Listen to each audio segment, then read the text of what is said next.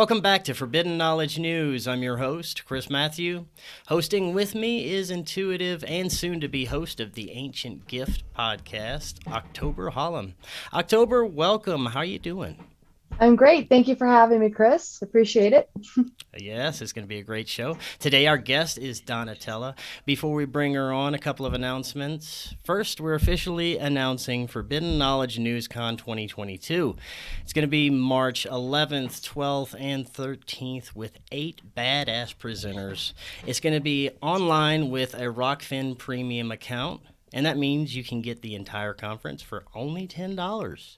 We have presenting this year October Hollum, Charlie Robinson, X Cube 420, Lindsay Sharman, Adam Stokes, Micah Dank, Corey Hughes, and Nathaniel Gillis. And like I said, go check those out. We're going to be posting more about that on our website. Our website is forbiddenknowledge.news. And click the link in the description to sign up on Rokfin so you can get access to that badass conference. And you can always get new episodes free on Rokfin. You can get them on Odysee and all podcast platforms. Be sure to subscribe on Rokfin. This is where you get our premium content that you can't find anywhere else. And best of all, you get all the content from every creator that's there. And definitely check out all the new podcasts that we feature on the Forbidden Knowledge Network. You get those on our website. That is, once again, forbiddenknowledge.news. And follow us on our Facebook pages. All those links are in the description. Today we want to welcome Chris Becker, known as Donatella. She was born in Verona, Italy, and spent her young childhood years walking the same steps as Shakespeare when he wrote Romeo and Juliet. She hails from a family lineage of seers, and her mother had a gift to communicate with spirit. She grew up in a large Italian family with many rich Italian-American stories. She also was brought up in the Catholic Church and had questions she asked herself as she tried to navigate the worlds of religion, spiritual beliefs, and her awakening. After the passing of her daughter 9 years ago, her spiritual visitors were making themselves known on a daily basis, and she has since worked with an army of ascended masters and angel spirit guides to come out the other side, and now is helping other people along their journey. Donatella, welcome. How are you today? Oh, I'm doing great. Thank you for having me, Chris. And October, nice to see you both. You as well. I'm very blessed to be here. Thank you. Oh, you're welcome. It's great to see you. And it appears you've had an incredible journey of awakening, and you come from a family that were seers and can communicate with spirit, which is very interesting, and I want to talk about that today. I think a good place to start would be about where did this all start for you? When did you start to have experiences with your intuitive abilities?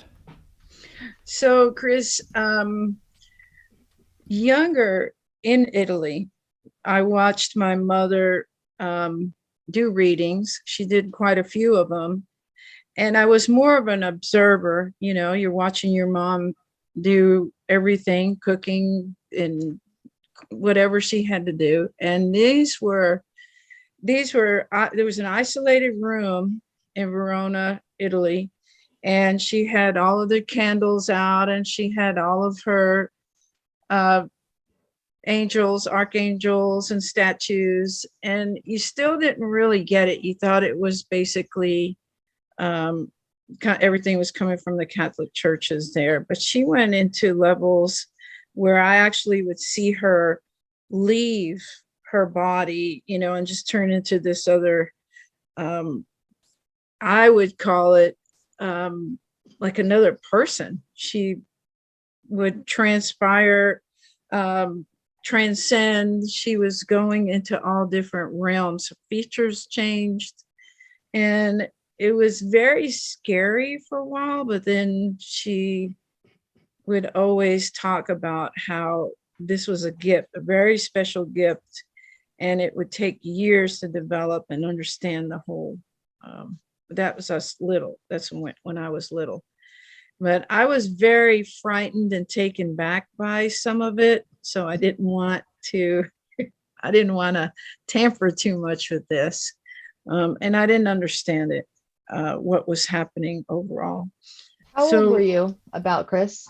well, I was about 6, 7. About You know, 6. you're playing, you're a kid, and you're trying to figure a lot of things out when you're that age. Did she And ever tell you where it came from? she said that it was part of her ancestry, these gifts, and that she would be helping people. This was actually, we spoke fluent Italian, so she would tell me in Italian what it was that she was helping everybody with. But you're still in kid mode. You're still trying to elevate and understand. And visually, you're seeing things that your eyes are taking in, a person changing their features, you know, and you're still very, very taken back by all of this. And she wanted everything to flow naturally. She wasn't going to put a whole bunch of, this is how this is going to work, and this is how this is going to work. She wanted us to find out naturally for our own course and our own journey and acceptance. All right, that makes sense. Then we moved to the United States, which was a whole different ballgame. Now, when did you start to maybe embrace and understand these gifts as you got older? It came back full circle later in life, and it happened exactly when my daughter passed away, which is extreme levels of devastation and grief. And the two of us died together.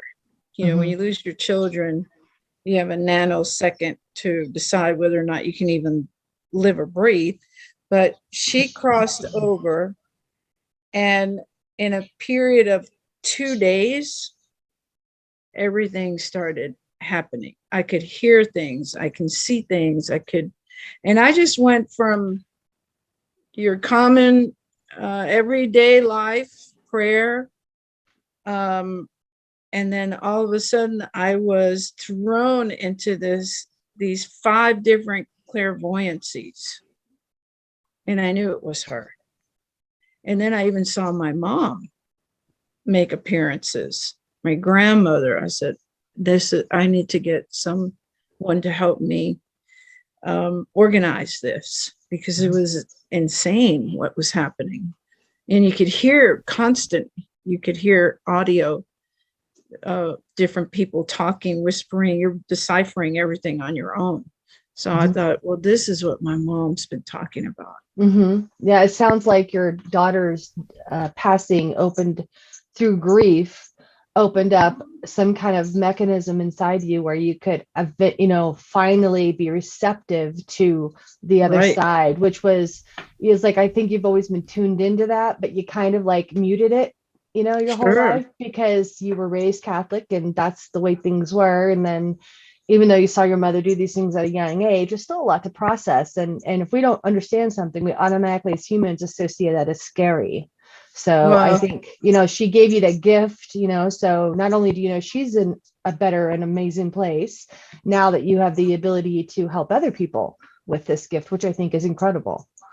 Yeah, it has actually. I have sought different professionals, and they did organize my skills. And they were famous mediums. Can I mention one of them? One of them was Cher's medium. Sure. One of them was Cher's medium of 45 years. And I went to see him, James Don Frog. Yeah. And he worked with me.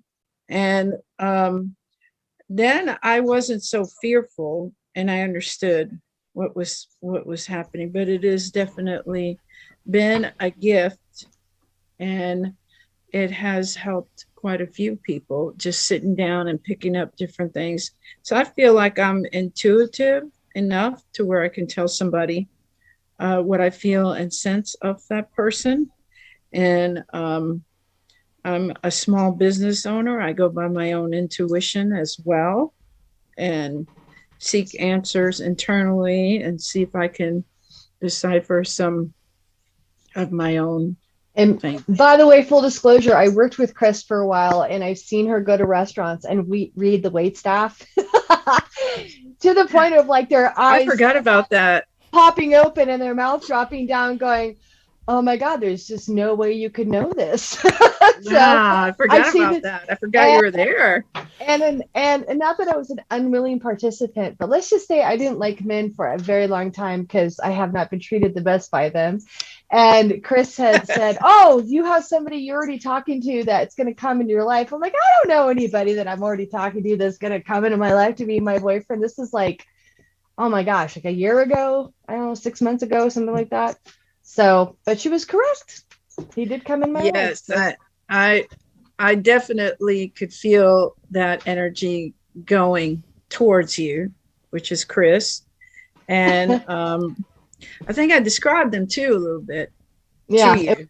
yeah. Somebody you said it would be somebody that is totally not my type, or like I would least expect. That's what I remember. And I was kind of shoo-shooing it. Not that I don't think you're talented, but I thought, we all go through this, like we don't like the others, the other sex we're attracted to at the moment. And I went through about a year of that. So I was like not ready to receive Well, it. I didn't want to say anything that was going to be incorrect.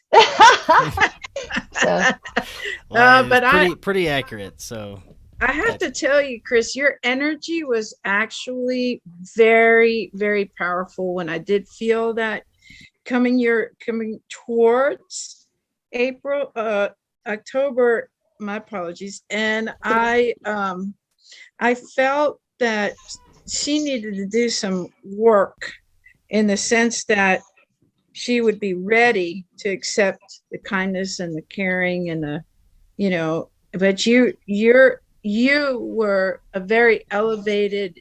I told her that you were right on with her. I mean, the things you have in common are just unbelievable. Y'all share such a beautiful combination of your line of work. But she's always been like this. She's always had all of this talent, and no one really got her but you. And I saw that energy. I was like, this gentleman right here, this guy's got it. It's funny too with Chris, because it's never like she dials in like when you want her to so much or when you expect it. It's just like, it's just random. It's like a drive-by reading. It's like, hey, oh, we're talking about a fabric. Oh yeah, and by the way, you're gonna meet the love of your life in like within the next year. Be ready. It's like, what? So it's kind of funny the way she works, but it's true. And I've seen her do it with, like I said, wait staff at one of our favorite restaurants, Willie G's and Galveston. Give them a good plug. And different people randomly. Yeah, and she was totally correct about that gentleman's father who was ill. I mean, just it's incredible. So she's very talented. Yeah. Now, Chris, I don't like to ask questions. Hi, Chris. Yes, or Donatella. I'm curious, between the death of your daughter and your childhood experiences, you didn't experience any type of paranormal activity or anything that you maybe thought was out of the ordinary that you just kind of suppressed and blocked away because you didn't want to face it? So in Europe, I saw a lot of that. It was a whole different, when we moved from Italy to Manhattan in New York. I didn't feel so much of that. I don't know if it was the transfer of one country to another, but when I was in Europe, yes, a lot of different spiritual, we'd have picnics with different spirits. And the paranormal was when we went to Bologna, which was the capital.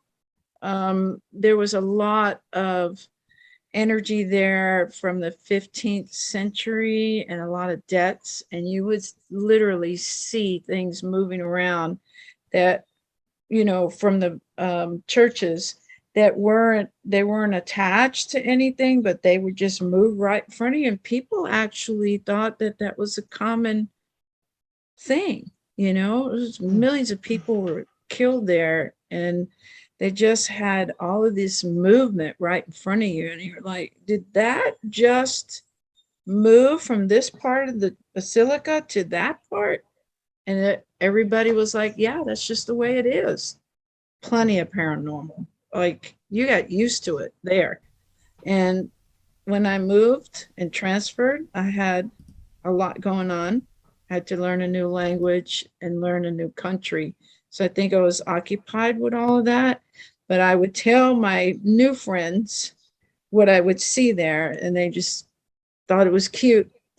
They didn't really believe me. So I said, I'll save this for later. Right. But yeah, you saw quite a bit of movement in Europe. Now, it's not just spirits that you're interacting with. You said that there's also angels, and is there any other types of entities that you're communicating with? I do a lot of work with Archangel Michael. I love to pray to Archangel Michael and call him in for most of my serious, I need your help. Um, and you can command your angels. He's one of my favorites. Gabriel is another one of my favorites, the archangels. And I love bringing them forward to me. And you can't see them as a person or a figurine or figure, but you can feel their energy around you. So it's pretty. That's the archangels are absolutely my norm to invest time in, and just actually ask them to come forward to help with different situations. Do they get? I'm sorry. Yeah. Go ahead. Well, I have a prayer board that I set up, and I ask them to help me with different, a lot of health. I do a lot of prayers for health, more and more. Do they give you any kind of special messages or direct messages? Like, do they? Yeah, you can decipher what they feel would be appropriate and what that person would need. So you can decipher. Do you hear them? Does it come out like auto writing? Do you hear them? Do you? Sometimes I do auto writing. A lot of times it's hearing what's happening, and then I tell that person. I prayed over you, and I called in Archangel Michael and asked him for his help and guidance and suggestions, and this is what came up. And then you do whatever you feel is best for you. But they're pretty accurate.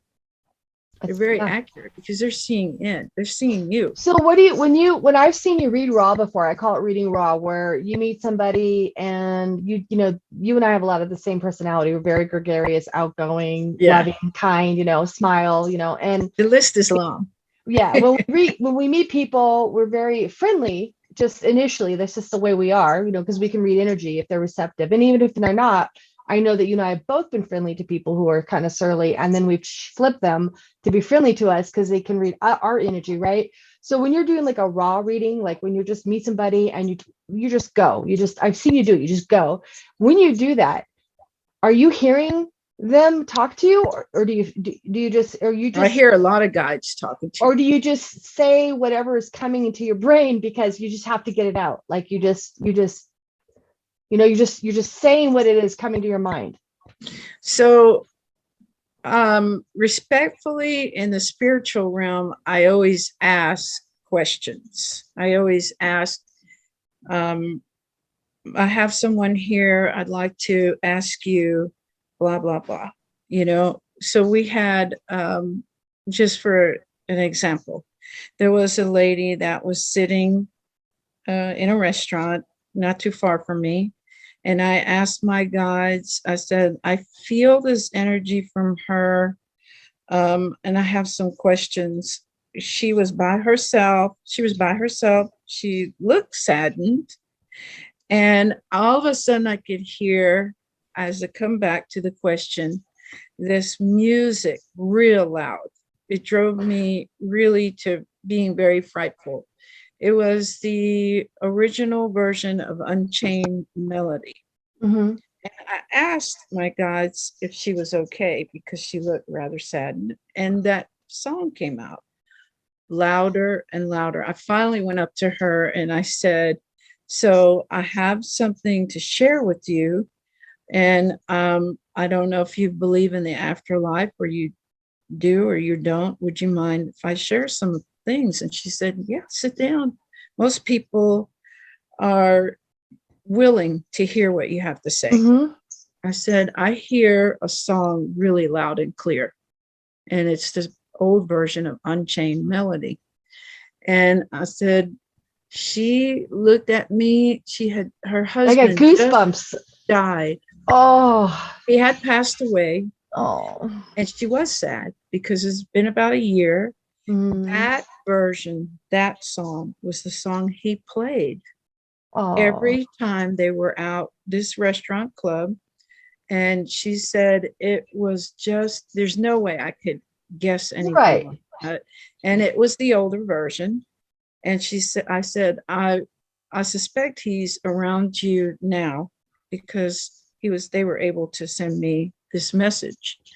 And she said, how is he doing? How do I keep him here? She wanted him back. She's in, a year of losing someone. It's not enough time to heal, but she thought that was amazing. She said that she was going to sit on the other side of the restaurant and something told her to sit in my vicinity. Mm-hmm. And I have goosebumps now, so that happens a lot.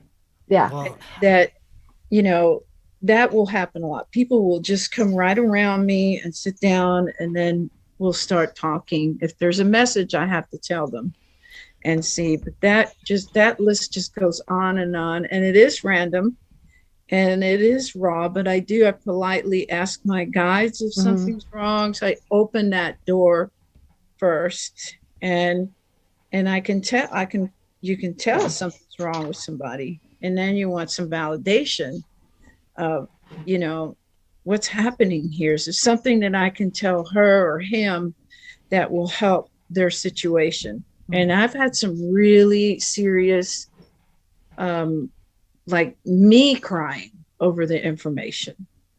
And, I was through the education of becoming a medium. They always tell you don't get emotional, but there's some things. Yeah, it's hard to not to sometimes. I know. Oh, horrible. Yeah. There has been some readings that I gave to people that caused me to break down and cry myself. And I was like, this is too much. It's very, very, and people don't realize too, if you do readings, whether you do it on purpose or raw, when you do them though, it is an enormous amount of energy that you are tapping into, you're letting flow through you, and you're releasing. So it's almost like you feel like you just ran a 5K. You're just exhausted. Yeah. In some cases, it's been really tough.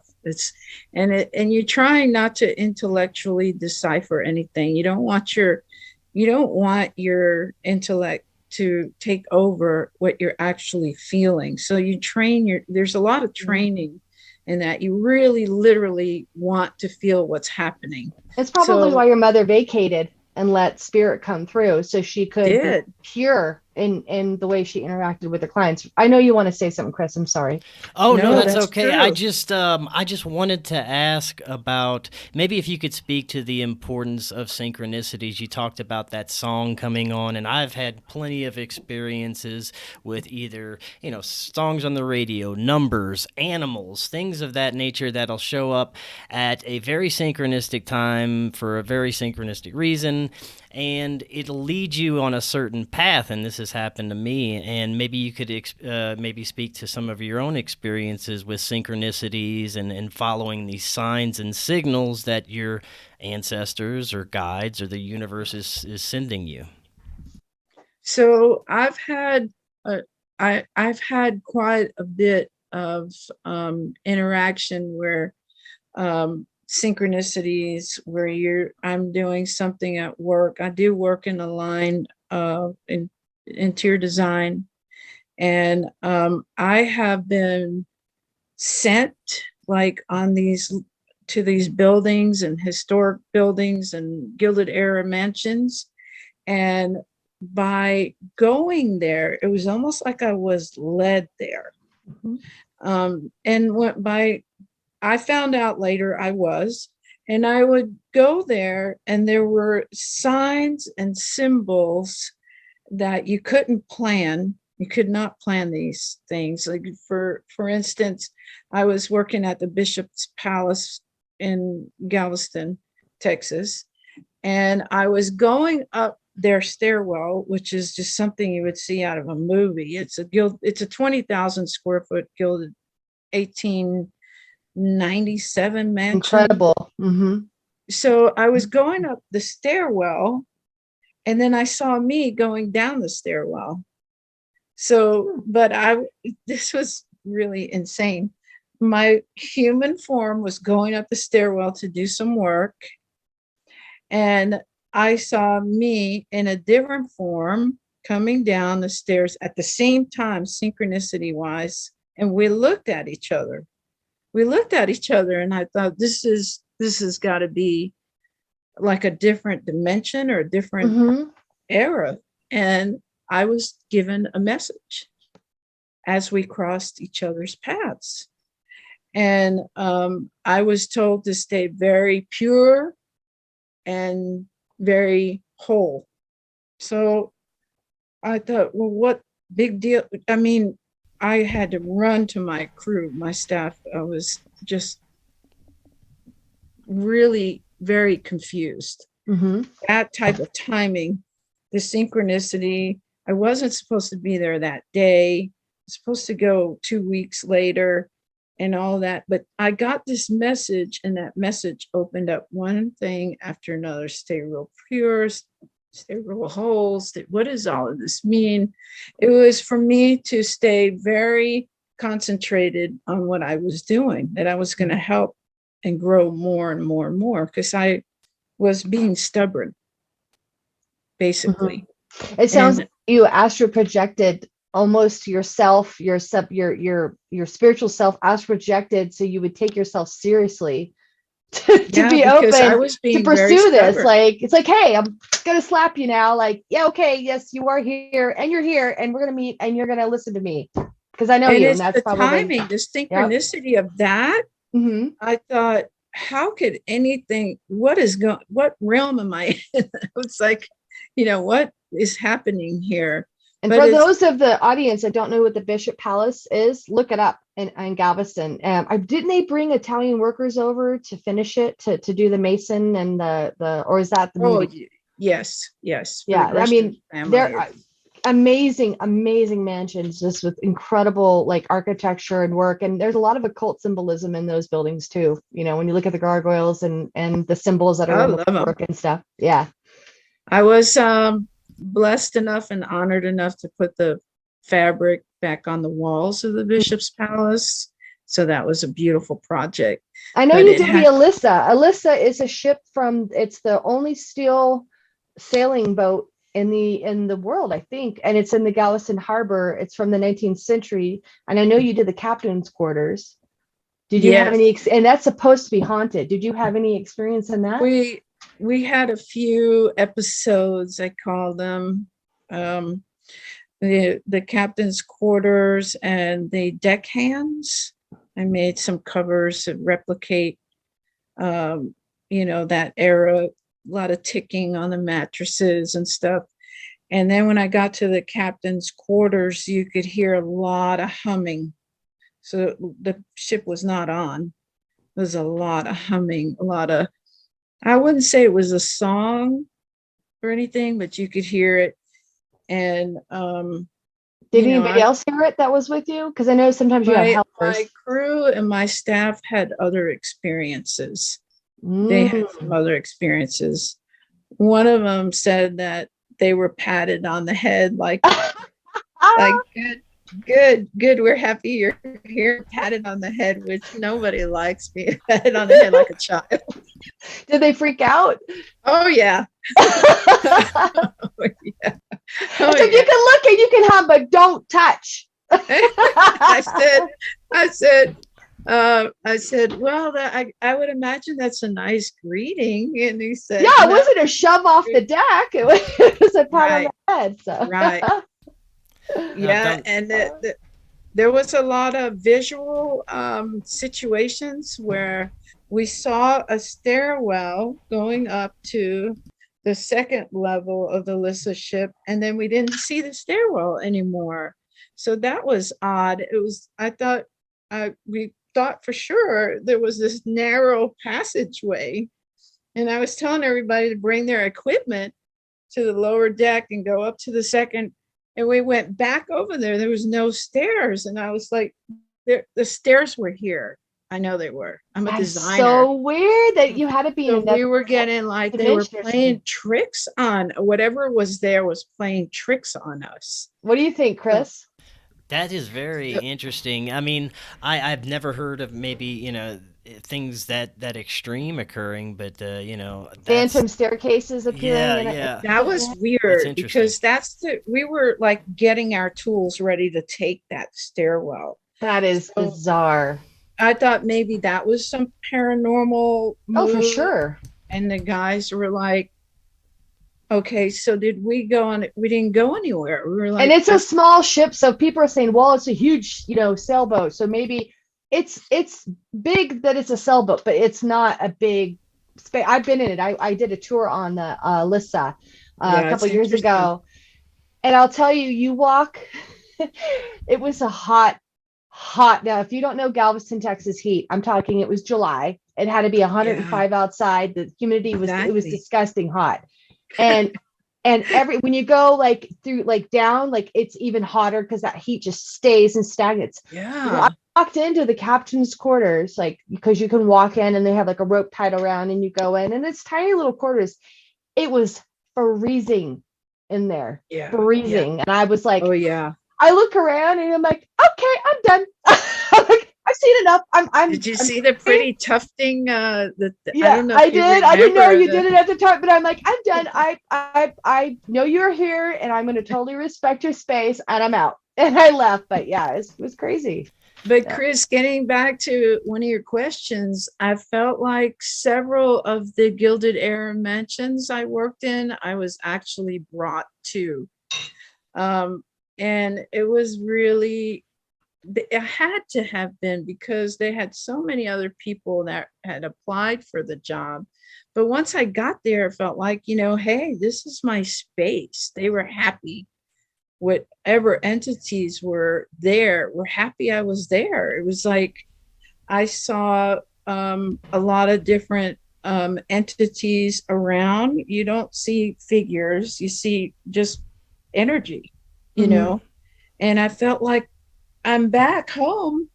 I'm here, and I was welcomed like it's really like family. So I thought, oh my goodness, my family's been living here for hundreds of years. Yeah. yeah, really they were cool. happy I was there. I got this feeling like my family was happy to see me. So it's an odd way of explaining it, but No, it Yeah, it makes makes sense. sense. Now, it made me there feel are- like they did bring me there. They brought me there, and the other applicants did not get the job. And Hey, it's like that's could because be. that's my home. Yeah. That's really cool. Now, there's other intuitives and self-proclaimed psychics that I personally know and speak to that seem to have issues with malevolent spirits trying to come through to them. They know they have this ability and they're trying to come through and either trick them or get them to do things, but they can tell by the energy that this is a malevolent spirit. And it's only the ones that really work with spirit on a regular basis and have this strong connection that really have the problem with this. Have you ever experienced anything like that? I don't think I've had anything actually be pushy.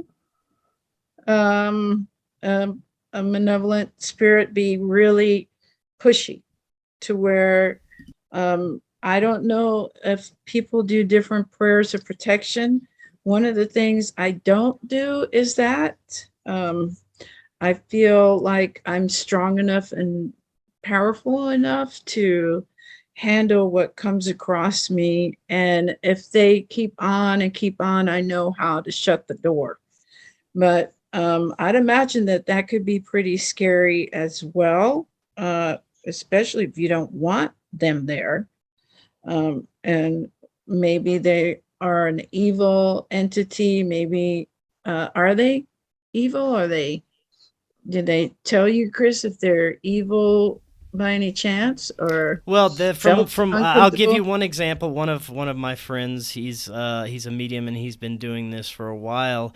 He says that he can tell by the energy that they're putting off that they don't have good intention, that they're a lower vibrational entity is what he would call it.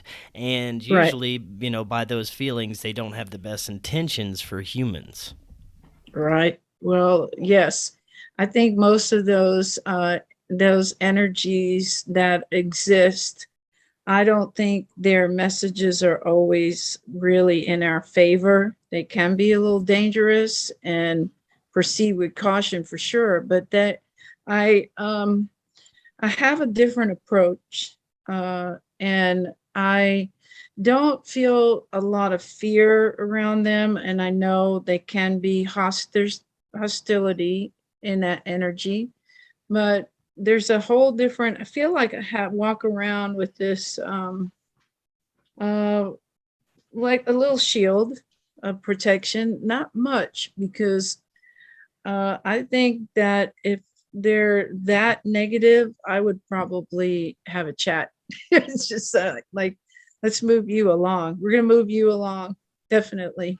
But So they have to be careful. If he's a professional medium, he needs to be really careful about, I you have know. I have encountered, I know you and I have talked about this before, but I have encountered objects that have had negative energy attached to Oh, them yes. in my life. Objects, furniture, because I love antiques. I don't, and vintage stuff. So I bought and sold a lot of stuff through my life. So there have been some things that I have literally like destroyed forever because they just shouldn't be in anybody's home. So have you ever had an experience dealing, because you are known for antique pieces and revitalizing them and amazing Oh, work that woman, by absolutely. the way. But have you ever encountered a piece that has had a negative impact on your shop or your people or Oh, the yes. things?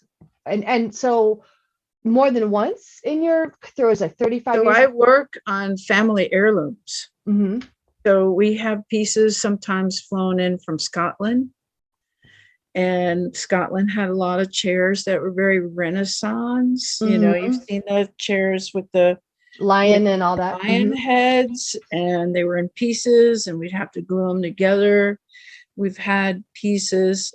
I want to say most of them came from overseas, England, and they were stored for many years, and then they come over to the shop, and they were left in these buildings for quite some time, and they had deceased relatives that used them.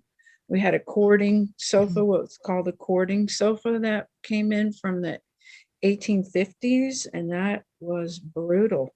I mean, you couldn't really get around it. It's almost like it did not want you to work on it at all. So, a cording sofa, for people to know, back in the day, you would have your fiance or your person you were getting ready to marry. Intended. Yep. Then the mother would sit, the family members would sit with that person, or you sat on one side, and your daughter sat on the other side. And what is your intention with my child? You had to sit on this settee and this, but we've had a few of them that you could get moved, like just physically pushed out of the way, which was Interesting. very, very strange. Now, I have an area of the shop, because we do know about all of this. A lot of people that work with me are very sensitive. And we have what I say is best for us. Everybody's different. I like to bless things. I don't want to chase things off. I don't want to go up to it and say, be gone, and sage it and remove it. And I just want to bless that piece for everything that it has gone through and everything that's still there. Mm-hmm. And then see what happens from that point. And blessings are a whole different ball game for me Than and my clearing. Yeah. Well, I yeah, mean, personally, because the they have clearing, a clearing, but it's more of a respectful right? prayer group we have. We notice that, something is going on, and I don't want to go up to something that may have energy from 200-300 years ago and act like I'm really that much more powerful than that. Well, it's a Empathy. respect thing, right? And also, if you, not you, but if anybody's in this line of work and you are faced with a home, a piece of furniture, whatever, or a business, let's say, and it is, let's just say, occupied, and you don't know really the degree, even if you're gifted, medium, and everything, you can pick up on whether, and I don't want to say good or bad, right? There just is.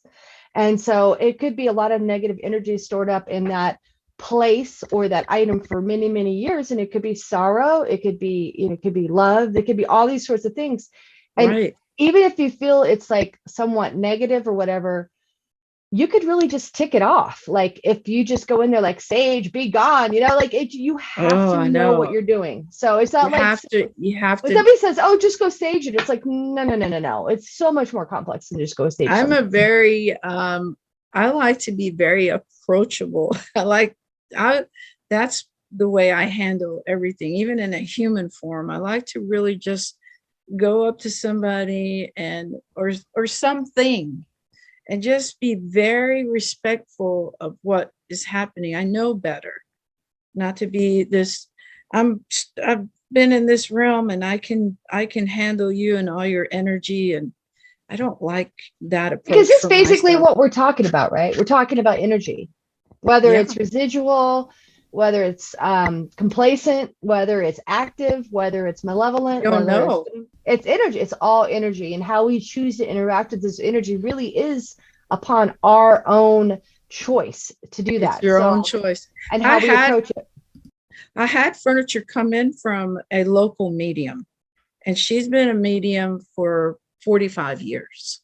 And she brought us all this furniture, antiques that came down from her relatives. And lo and behold, she had some really fierce, I mean, just think she's doing readings her whole lot, 45 years. And she's sat on this furniture, and there was so much going on. I asked her to get saged and have her, as when is the last time we need to be cleared too, like, Yeah. Oh, yeah. and blessed, and because of everything we're encountering. And she said, I don't think I ever thought about that. That's impossible. You're working with hundreds of people a month. Surely you have, because your furniture is just, it was beyond comprehension what was happening with That's surprising her that she didn't clear it. items. And she was very receptive to what we were talking to her about. And furniture, when I say it's got problems or whatever is going on with it, you can't go near it. You will feel odd. You'll feel odd. I've had scissors that were 14-inch shears, and those things went flying. I mean, and they're big handles. Mm-hmm. And if something is throwing that out of my hand, I'm like, hey, I'm good. I'm not gonna, I'm good. It's a fort. In fact, I have the shears. And I was like, wow, was that? I am not going near this. I'm not. And our shears are rather sharp. Yeah. I Oh, thought, yeah. if that poltergeist can throw that at him, and I have people working with me. And I was like, that was unbelievable. I'm not going near that piece. Somebody else has to step in. we go around it and we bless it. Yeah. Bless it. Let's play nice here. Don't throw the shears around. Well, Chris, did you have? yeah, I want to ask you, beyond just intelligent energy, what are your thoughts on non-human entities beyond the spectrum of our vision, the possibility of life everywhere that we can't perceive. Intelligent life, not only, spirits or ghosts, but other things that you wouldn't even consider humans that could interact with us, fairies, Bigfoot, interdimensional entities, aliens, whatever you want to call them. What are your thoughts on these? Do you believe in these things? Well, I believe that they exist. Absolutely. There's so many different forms of possibly aliens. I absolutely believe in that. There has to be. I mean, it's impossible to just be this human form. But I've had a couple of experiences with seeing, from going fishing out on a pier and seeing some ships come in, and we all witnessed something coming out of light, and it was a whole different kind of a stretch looking item. And I said, well, I don't know if those are my people or not, but I sure do believe that they're in existence. And then you don't see them anymore. I don't know how to tap into anything like that. But I most certainly believe they exist. I've had very little experiences seeing them one-on-one, but we did see them on the fishing pier, more than 10 people. So I was happy about that. I really was.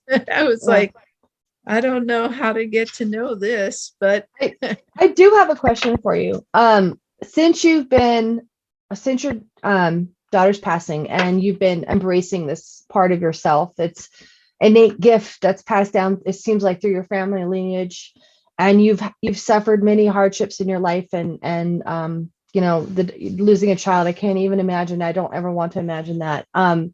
Do you feel like now that I hate to say this for lack of a better term, like own these special qualities that you have and these gifts? Do you feel like you have a specialty, or that your gift is shifting like in direction, like where you're like, maybe you thought at first this is what you kind of wanted to do with it, or where you started, but now you've shifted and you feel like I'm going in a different direction. I feel that I need to, fill in the blank, help people, heal people, what I'm saying? Like, do you feel like you have a more of a specialty now? I think that I got to a point and level of acceptance. So I'm accepting what I can do. And my hope and aspirations are to continue to be of service to people that could use this extra information. You have knowledgeable people around you all the time. So the acceptance part was the part that was the hardest for me, because it's almost like having a very serious purpose in life. It is a purpose. And a lot of times you have these gifts, but you don't accept them. You just go, well, whatever happens, happens.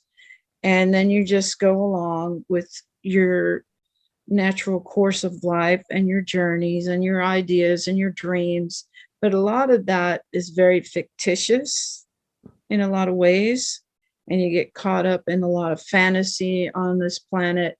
But the real spiritual realm that you are seeing and feel and are helping people, that really is an eye opener. And you have to say, I really accept this responsibility. It's like a responsibility, because I really random. If I told you the last 5 readings I did, it really helped and impacted these people.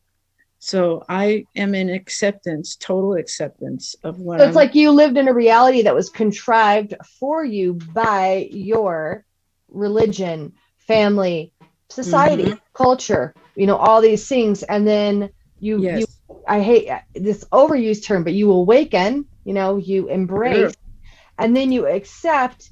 I mean, it's kind of like all of that stuff was like the soil, the seed, the sun, that were all different parts of the universe at that one time. But then when you accept, the seed gets planted, the rich soil goes over it, the sun comes in, the rain comes, and you sprout. And when you sprout, you just bloom and you grow, and it's like there's no words to it's like the most freeing feeling, right? Like it's Yeah. just you're just Yeah. free because like you understand so much more than you ever did understand before because you're open to receive and also to give. And I think, I don't know, for me at least, that's kind of how it's been. I don't know about you, if that's a I great, like the way you described all of that. Another thing that I noticed since I've been um, blessed with this is I don't feel fear anymore.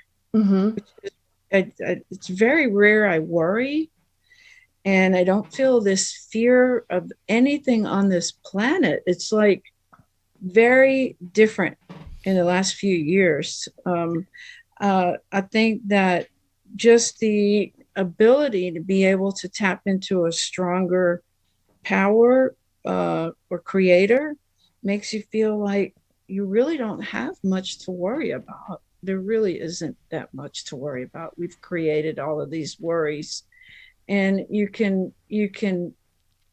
this is what I've been feeling, just no fear.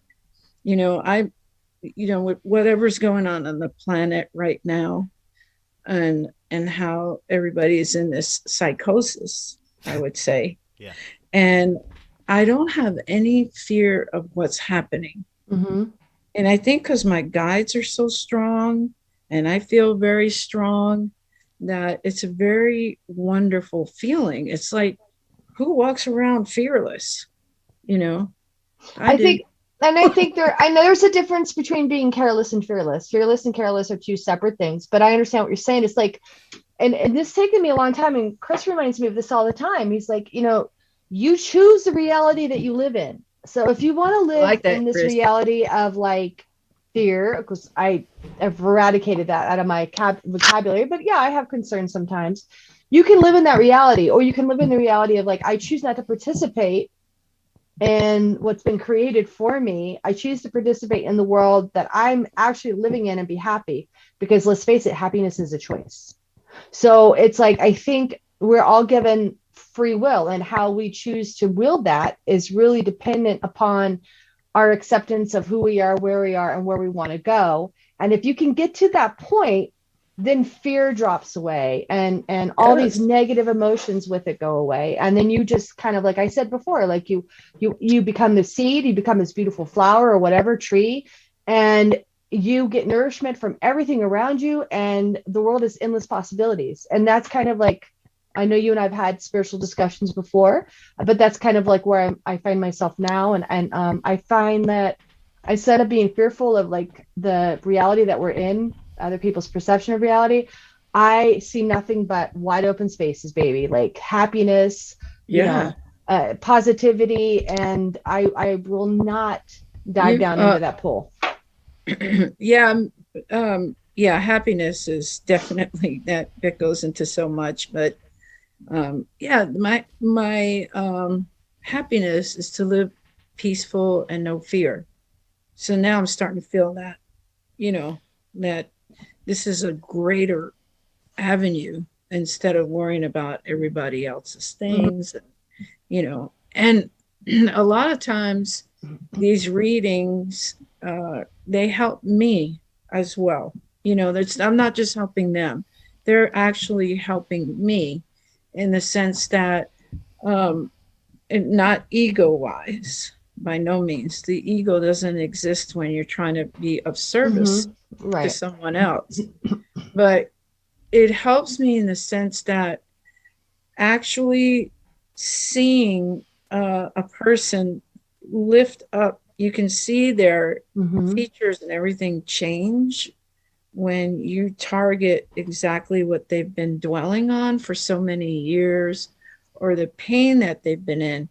And then you're like, I actually contributed to this. This contribution is a tremendous happiness.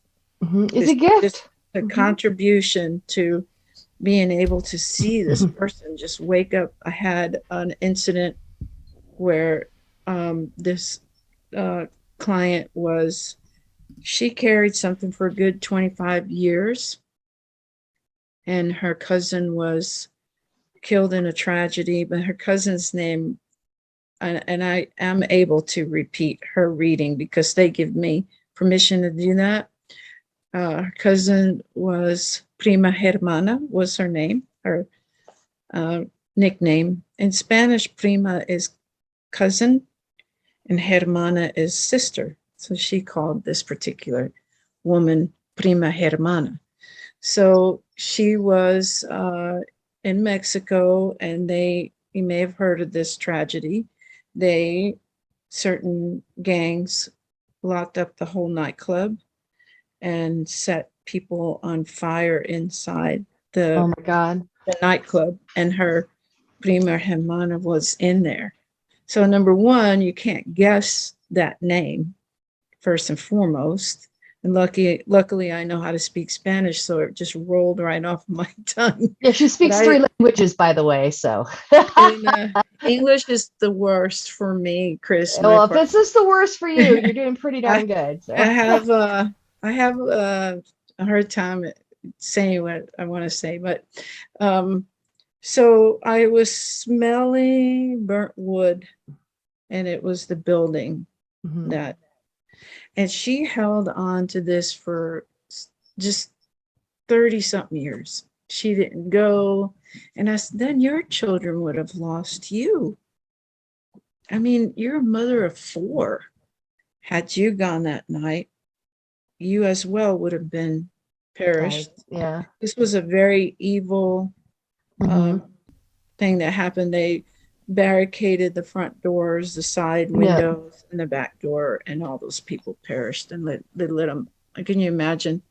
And I picked up on all of that and was able to, my happiness went right through the roof, because I was able to share that with her, and she was able to let it go. She went from me to another professional and just released it. She went to a Reiki master. So you got you gave her closure. You helped her. Yeah, that's nice. That's a great story. Well, I opened up that can of worms that was suppressed for so many years, and so much unhappiness, And then as soon as I saw her open up, like, just, wow, somebody that doesn't even know me pulled this out of me. This is intentional from our creator. That doesn't just happen. Yeah. So that's where my happiness is. You can't just make these things happen. I'm right. Weird, Yeah. Have you noticed more of a general open-mindedness in people since your abilities, you first came into them and started applying them? Do you see that people are now maybe a little bit more accepting and more open-minded to this type of experience and phenomenon? Oh, yes. Yes. More and more people are very aware of wanting to experience this, wanting to talk to professional mediums, or absolutely. In the last 10 years, I've seen quite a bit where no one is actually apprehensive when you go up to them. They're just, I think that they'll say, oh, my husband doesn't believe in that, or blame it on somebody else. I never really got a reading because so-and-so doesn't believe in that. But that's dissipated, and it's really more accepting. And you should see how I operate. You should walk around with me sometimes. It is really random. It's quite random. Entertaining, actually. I go, excuse me. I'm like, bartender, I'll take another drink. She's going to be here for a little while. Great. I'll have another cocktail. Oh, man. Yeah, I mean, that's a great way to do it. Now, could you tell us maybe a bit about some of your most, profound, I guess you could say, success stories when it comes to helping people? I know you told us a couple, but I think that's a good way to close out. Maybe tell us a couple of good stories. So this one I had just shared with you, that was really very profound to me, because I literally could smell burning firewood. So that was the strongest sense of smell, clairsentient, and I was definitely overwhelmed by that. And I did some readings recently that were I was taken back. I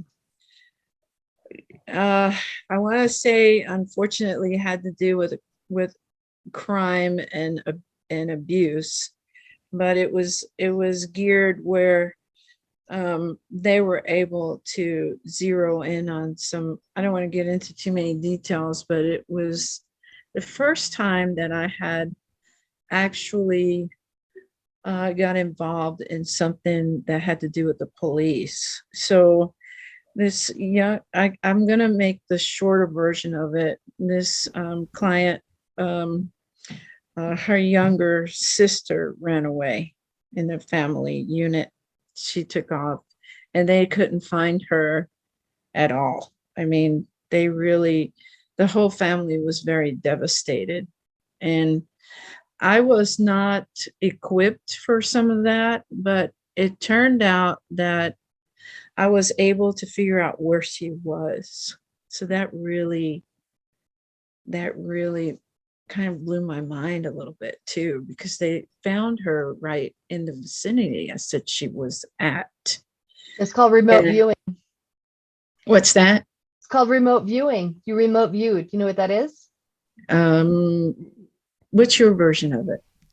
It's my version is how I do it is I close my eyes and I tap into that energy, whether it's an animal or a person, and I gang their sense of hearing, smell, touch, sight. Yeah, she brought Speak anything that they can sense, it comes to me, and then I can describe it, like a street sign, a body of water, people around them, the smells, things like that, sounds, is it the country, is it a busy street, is it a train out in the distance, stuff like that.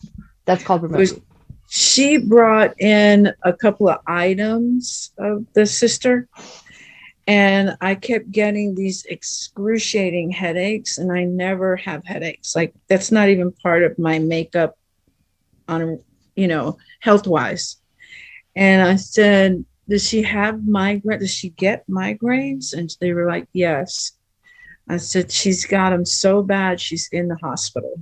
And that's where she was literally at. She went to the hospital for the migraine. They were so excruciating. I suspect she tried to get further away, but that kicked in and brought her to the hospital, which was like right down the road from them. Crazy. So they went on this crazy manhunt looking for her. I mean, just insane. And just that little piece, it just blew my mind. So, Chris, I felt the pain from a migraine. And like I said, I can't even tell you when I had a headache. And migraines are brutal. They are brutal. So to feel that and just to tell the family, this is what I feel like she's so ill, she's in the hospital. And she had gone right down the road. And the money they spent looking for her, and they called hospitals, they called the police, but she went in just like right in that realm, right in that wire, and they found her right there. And I didn't know you could go to the hospital that ill from migraines, but apparently she was vomiting. Oh yeah. So it was pretty bad, but something like that was very profound to me. And I thought, if I can feel these things, smell these things, hear these things, I need to be very blessed and happy to be able to do help that. People. Absolutely. Yeah. And not be afraid of it, but be happy. I feel the happiness from that. When they found her, I was, wow, I mean, they wanted to come down here to visit with me because they went through the motions. Everybody has their own, let me call the police, let me do this, let me do that. So, and I'll tell you how she found me. She went down the pipeline. Calling one friend, another friend, another friend, another friend. And everybody was like, Call it Chris. I Call don't know. Chris. Chris. Let's Hey, just Chris, that might work for you too. which will segue in. How do people get a hold of you? Are you doing readings for people now? Like, are you open to Oh yeah, people yeah. I do contacting you? readings at the holistic shop. There's a Okay. holistic shop here, and I have a little area, and I'll have my guests come over, and they can get a hold of me through a Gmail. I do Sure. have to say, I don't actually want electronics in between me and a reading. So I like to meet with people in person. So I had a lady from Oklahoma that I just read maybe 2 weeks ago. She came down. Galveston's a very tourist area. So this person I met was in a holistic shop, and she came back to do the reading. Nice. Yeah. That's great. Yeah, Well, so would you they like from- to give the audience your email if they'd like to get a reading from you? Oh, well, yeah, sure. I would love that, Chris. Thank you for that invite. Sure. It is Donatella arts@gmail.com.